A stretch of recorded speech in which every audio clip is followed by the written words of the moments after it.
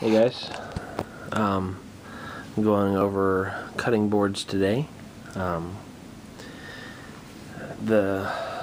have 3 cutting boards here. I have your plastic cutting board, a bamboo cutting board, and a hardwood cutting board. For a long time, I only used hardwood. These cutting boards, they're durable. Small cuts on them actually will heal themselves.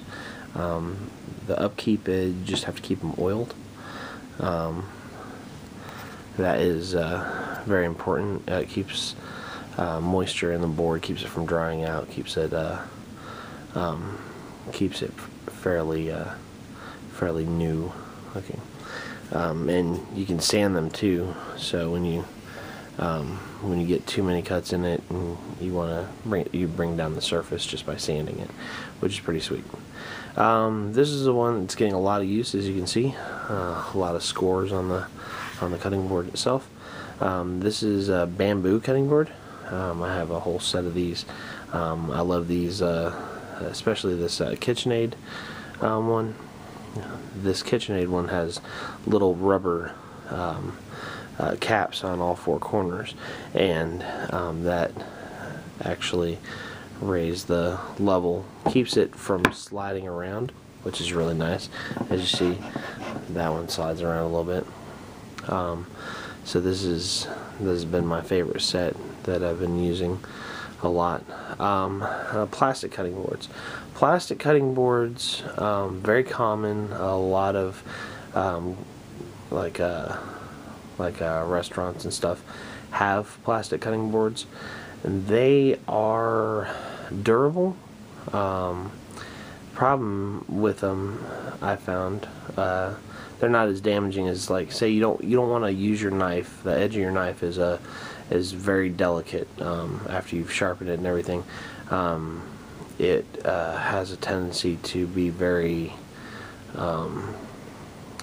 well, you could just say the ends of it can dent and roll, and you just don't want to use it on stuff like tile and glass and steel and stuff like that.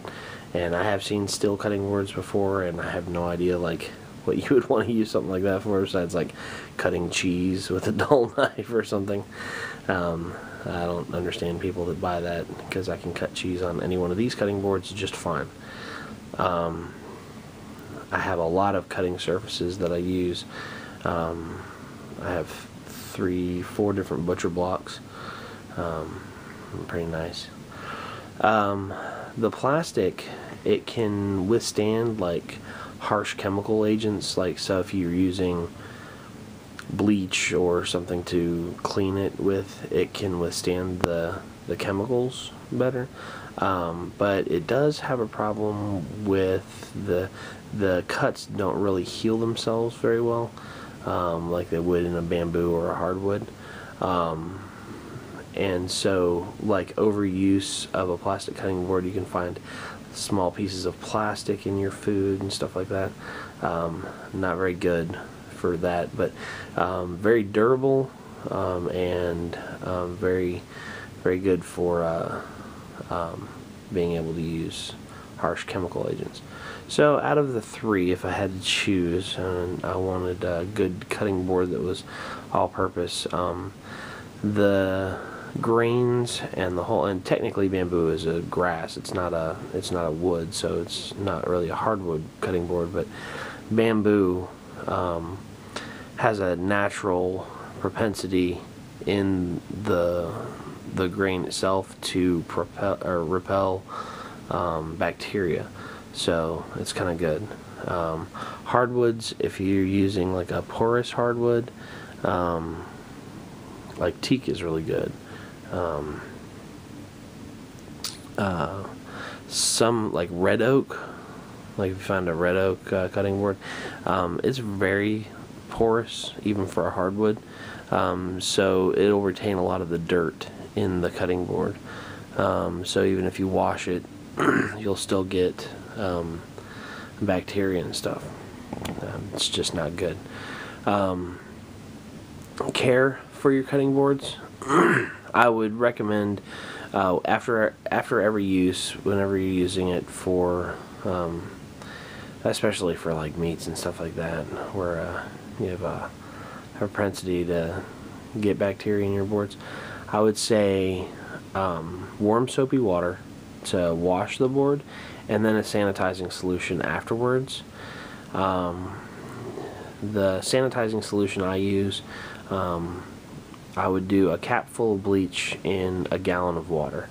And you can just leave that underneath your sink, like get a little gallon jug, like an old gallon of, I don't know, vinegar or something like that, and put like a cap full of bleach in it, and then fill the gallon jug all the way up, and then you've got your sanitizing solution that you can use afterwards. And that, you don't want that to be hot, because kill off the bleach. So just leave it at room temperature. It's fine. And then if you're using wood or bamboo cutting boards, after, I would recommend getting some butcher block oil. Catskill is what I use. But then just oil the boards after you wash and sanitize them. And that way you don't ever have to worry about, well, this board had meat on it and this board had veggies on it, and that's cross-contamination. And with something like this, you're not going to have to worry about cross-contamination. As long as you wash and sanitize your board after every use, you're not going to have a problem. You won't make yourself sick. So that is cutting boards. Hope you enjoyed the video. Thanks for watching. I'll be doing knife safety soon.